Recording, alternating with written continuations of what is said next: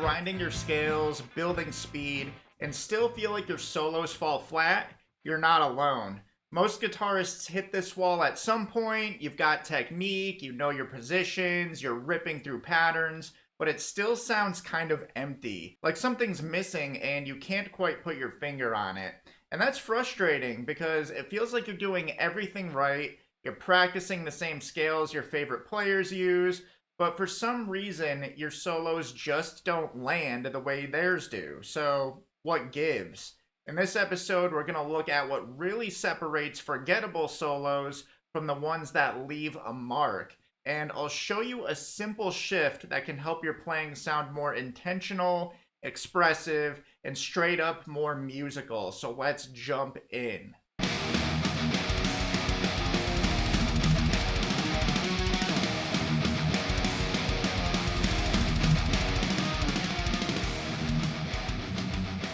So let's talk about scales for a moment because, first of all, I just want to say I love scales. I think scales are great. I approach my writing, whether that be riffs or solos, from a perspective of scales nearly all the time.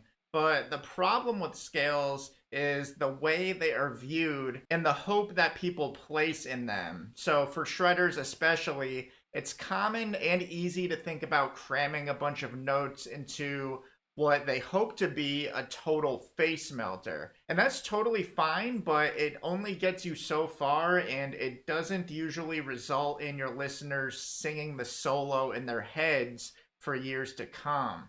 If you rely on running up and down straight scale sequences as the bulk of your solo, don't expect people to like it. The solos that live rent-free in someone's mind for life don't sound like practice exercises or warm-up drills. It's not about the scales themselves, but how you use them.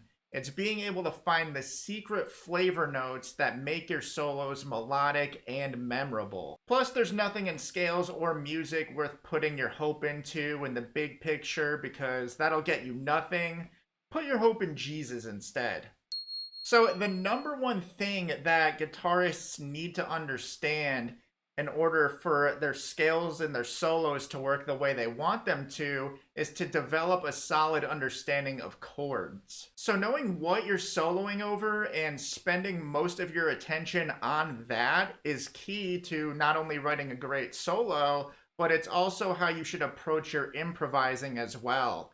The chords you play determine what type of soloing sounds good over them. They can tell you not only what scales fit in the chord, but what the key notes are that you could and maybe should land on to make the lead and rhythm guitar combination sound massive and professional. The secret to this is to get used to the scales and chords and find the intersection between the two so that your music sounds harmonious and on point.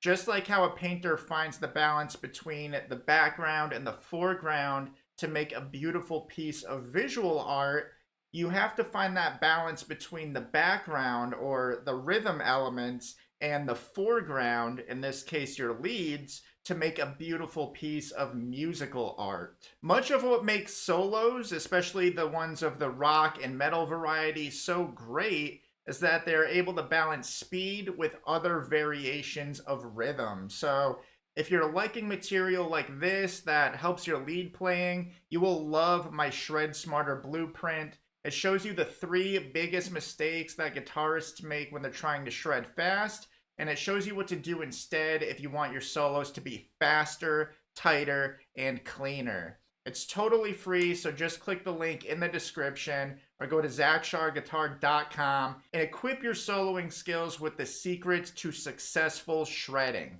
So let's take this material and look at it in action and discuss intervals along the way, because when you have a proper understanding of intervals, you understand what the key notes are in the chord that are safe for you to land on when you're soloing over that chord. So let's take a simple A minor 7 chord, for example. So when we look at this chord, it's made up of 4 big notes, okay? We've got the root, and that note will serve as your home bass. It can be the safest note for you to land on, but it can be pretty stale if that's all you rely on all the time when you're closing the sequence like a lick, or you start and end every single phrase with that note alone. So from there, we've got other options. We've got the third of this chord. And this is a fun note no matter what your chord is because it determines the mood of what you land on. So in this case, that is based on the root note A, and our third interval is C. So that's a minor third, and that tells us that what we're playing to is a minor chord, and you can use a minor scale to solo over that, like the minor pentatonic, the minor scale, and whatever mode you like to use in that situation too, like a Dorian mode or a Phrygian mode, for example. So next up, we've got the fifth interval, often the perfect fifth. And this note gives you a nice balance, and it has a lot of consonants to it because it's almost always found in whatever chord you're soloing over, especially if you're a rock or metal player, because we use a lot of power chords. So if anything, that note, the fifth, and the root are almost always going to be safe notes for you to land on when you're soloing, because those notes fall within the chord. And then lastly, if you're into seventh chords, I kind of want to throw this little number in too. It is the seventh scale degree, a minor seven specifically. And if you land on that note and you just kind of sit with it, it always wants to be resolved because it begs you to play the root right afterwards.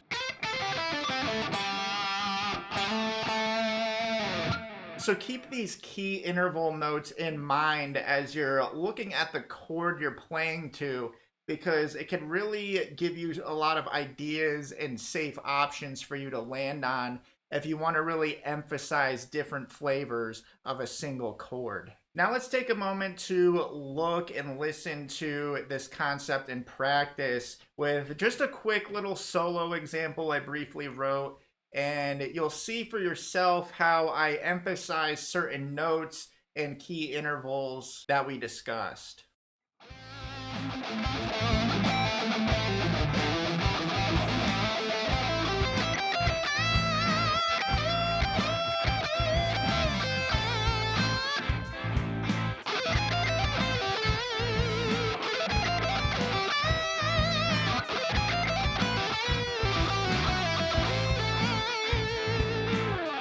So if your solos have been sounding a little too much like scale exercises, now you know why. It's not about tossing out your technique or forgetting everything you've practiced. It's about shifting your focus. When you start paying attention to what's happening underneath your solos or in the background and choose your notes with intention, everything just sounds tighter, more emotional, and way more pro sounding. Just keep in mind that a solid understanding of the chords you're playing over will go a long way in helping you solo more intentionally and with more of a professional sound. And again, if you like this stuff and you're looking for a clear path to get better at your shred skills without wasting time on stuff that doesn't actually matter or make you sound better, go ahead and grab my free Shred Smarter Blueprint if you have not done so already. It unlocks the 3 most common mistakes that guitarists make when they want to shred fast, and it shows you what to do instead so that your solos sound tighter and cleaner. You can download that totally for free just by hitting the link in the description or by going to ZachSharGuitar.com. Thank you so much for watching. I'm Zach with Zach Shar Guitar. Stick in, keep shredding, and God bless.